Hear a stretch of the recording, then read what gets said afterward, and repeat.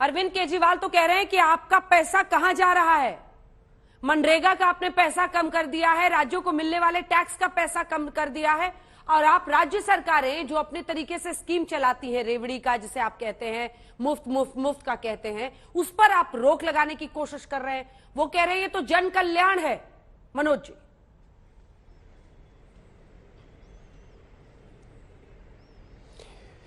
अंजना जी, अगर आप केंद्र सरकार की योजनाओं को याद करें तो हम आपको याद कराते हैं आयुष्मान योजना, जो इस देश के 55 करोड़ लोगों पर लागू होती है।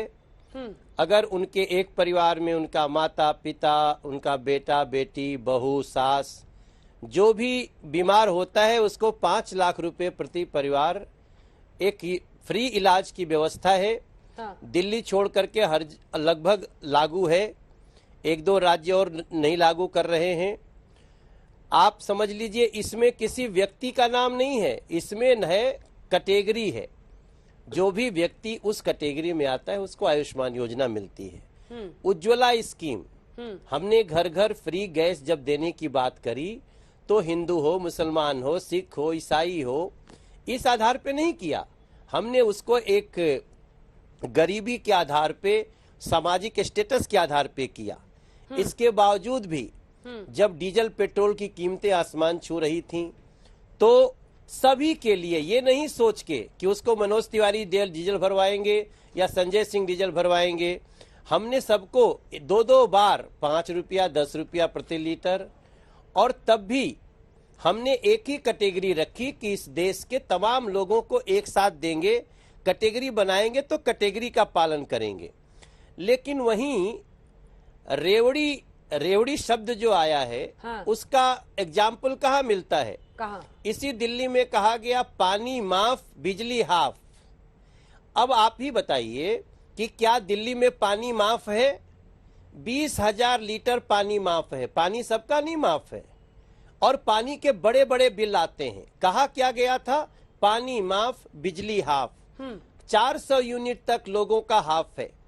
लेकिन ये सबके बावजूद किसको फायदा हो रहा है? क्या आपने जिनको कहा था, वादा किया, उनको दिया? नहीं। पहले कुछ और कहते हैं, बाद में कुछ और बदल जाते हैं। इसी को मुझे लगता है कि रेवड़ी बांटना कहते हैं। यमुना साफ करेंगे, 2020 में यमुना जी में हम दिल्ली के लोगों के साथ गोता लगाएंगे, ये रेवड़ी बांटना है। क्योंकि उसके बाद 7.5 साल हो गए, यमुना जी का कोई खबर लेने वाला नहीं है। वाईफाई लगा देंगे पूरी दिल्ली में। कहाँ वाईफाई काम करता है आप बताइए? अगर मेट्रो में काम करता होगा, रेलवे स्टेशन पे, तो केंद्र देती है। तो मेरा कहना है फ्री इलाज कहाँ है? बेघर को कब तक हम बेघर को घर नहीं दे करके क्या करना चाहते हैं? तो मेरा मानना है कि रेवड़ी बांटने पे माननीय कोर्ट ने जो टिप्पणी की है, वो बहुत महत्वपूर्ण है। और जैसा आपने अभी कहा, उससे ज्यादा परेशान आम आदमी पार्टी हो सकती है, क्योंकि आम आदमी पार्टी झूठ बोलने की मशीन एक अपने यहाँ रखी है, जिनका नाम है अरविंद केजरीवाल। वो झूठ बोलने की मशीन कोई भी गुरेज नहीं करती है। अगर किसी का 56 इंच का सीना है तो किसी ने 56 इंच की जीभ रखी है, जो चाहे बोल दो। अभी अभी मैं सुन रहा था कि गुजरात के लोगों को जो चाहेगा उसको 1000 रुपया, और पक्का ये हमेशा ऐसे ही बात कहते हैं, और बाद में कहते हैं कोई चाह ही नहीं रहा। आप जब देते हैं मुफ्त तो आप कहते हैं कि लाभार्थी हैं, हम लाभार्थियों को दे रहे हैं, और जब आम आदमी पार्टी देती है तो आप कहते हैं ये तो मुफ्त मुफ्त मुफ्त, ये तो रेवड़ी बांट रहे हैं, इससे तो अर्थव्यवस्था को नुकसान हो जाएगा। फर्क क्या है? जनता के टैक्स की मनी से ही तो आप लोग अपने अपने वोट बैंक को सुनिश्चित करने के लिए मुफ्त दे रहे हैं। मुफ्त आप भी देते हैं, मुफ्त ये भी देते हैं। नहीं,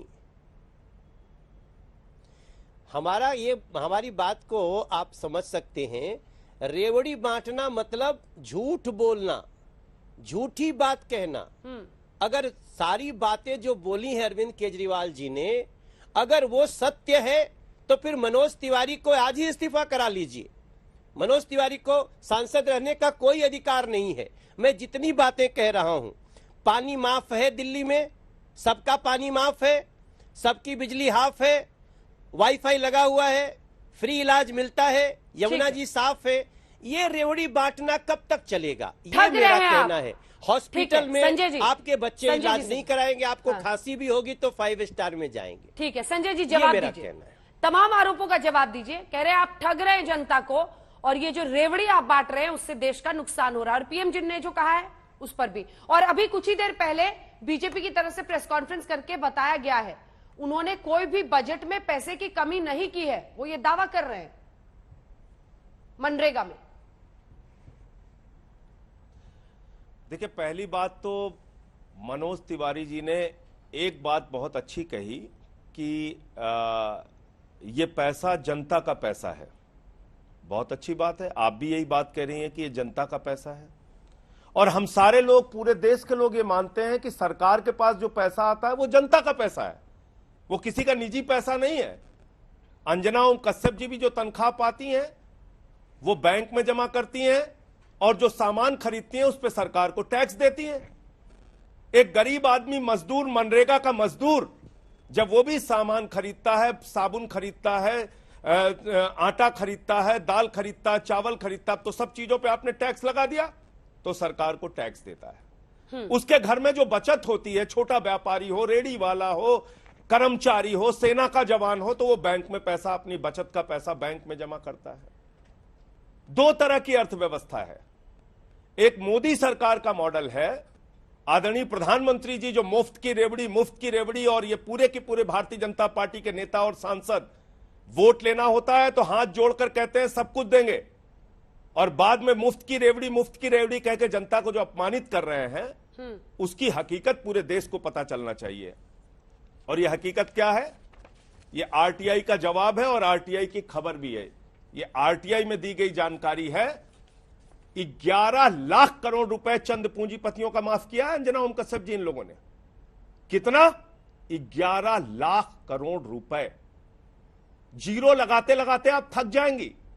और अगर 11 लाख करोड़ रुपए इस देश की जनता के हित में लगा दिया जाए तो कल्पना कीजिए कितने बच्चों के स्कूल बन जाएंगे, कितने अस्पताल बन जाएंगे, कितने किसानों के कर्ज माफ हो जाएंगे, कितने जो फ्लैट की ईएमआई नहीं भर पा रहे हैं, जो अपने बाइक की ईएमआई नहीं भर पा रहे हैं, कितने लोगों का कर्जा माफ हो जाएगा, कितने रेडी पटरी वालों का कर्जा माफ हो जाएगा। नहीं, आपने चंद पूंजीपतियों का 11 लाख करोड़ रुपए माफ किया, और यह आपके सरकार के द्वारा दी गई जानकारी है आरटीआई की मेरे पास। एक बात। दूसरा, मुफ्त की रेवड़ी आप किसको दे रहे हैं? बैंकों में जो जनता का पैसा जमा है वो पैसा 50 भगोड़े लेके भाग गए इस देश से। कितना? 68,000 करोड़ रुपए। अंजना ओम कश्यप जी, मैं पूछ रहा था भारत की संसद में, मुझे जवाब मिला मंत्री जी का 3,000 करोड़ का बजट है 130 करोड़ की आबादी वाले देश के खेल बजट है 3,000 करोड़ रुपए देश का, और 68,000 करोड़ रुपए लेके 50 लोग भाग गए। इतने में पूरे देश के किसानों का कर्जा माफ हो सकता है, फसल का दाम दोगुना हो सकता है, आपको आटा दाल चावल पे टैक्स लगाने की जरूरत नहीं पड़ती अगर इन लोगों से आप पैसा वसूल लेते, इन 50 लोगों से। इसमें नीरव मोदी भी है, इसमें ललित मोदी भी है, इसमें विजय माल्या भी है, इसमें मेहुल चौकसी भी है, इसमें नितिन संदेशरा भी है, इसमें बहुत बड़े बड़े लोगों की सूची है। आपके राज्य में क्या हुआ? रेवड़ी, ये डीएचएफएल एक कंपनी है, और एबीजी शिपयार्ड, डीएचएफएल कंपनी ने, अंजना जी, डीएचएफएल कंपनी ने 42,817 करोड़ रुपए का घोटाला किया, 17 बैंकों को खाली कर दिया, कंगाल कर दिया, जनता का पैसा जहां जमा था, और 29 करोड़ रुपए भारतीय जनता पार्टी को चंदा दिया है। तो जिससे आप चंदा लेते हैं उससे देश की जनता के पैसे जो बैंक में जमा है वो लुटवाते हैं। एबीजी शिपयार्ड, जहाज बनाने वाली कंपनी, पानी का जहाज बनाने वाली कंपनी, 23,000 करोड़ रुपए का घोटाला किया है, 28 बैंकों का फ्रॉड किया है। इस देश के अंदर 5 लाख करोड़ के बैंक फ्रॉड हुए हैं 15 से लेकर 22 तक। 2015-16 में 18,699 करोड़ का बैंक फ्रॉड, 2016-17 में 23,923 करोड़ रुपए का बैंक फ्रॉड, 2017-18 में 41,167 करोड़ रुपए का बैंक फ्रॉड, 2018-19 में 71,534 करोड़ रुपए का बैंक फ्रॉड, 2019-20 में 1,85,468 करोड़ रुपए का बैंक फ्रॉड, 2020-21 में 1,38,422 करोड़ रुपए का बैंक फ्रॉड, और 21-22 संजय जी, में एक सेकंड रुक जाइए मनोज जी, एक सेकंड रुक जाइए। संजय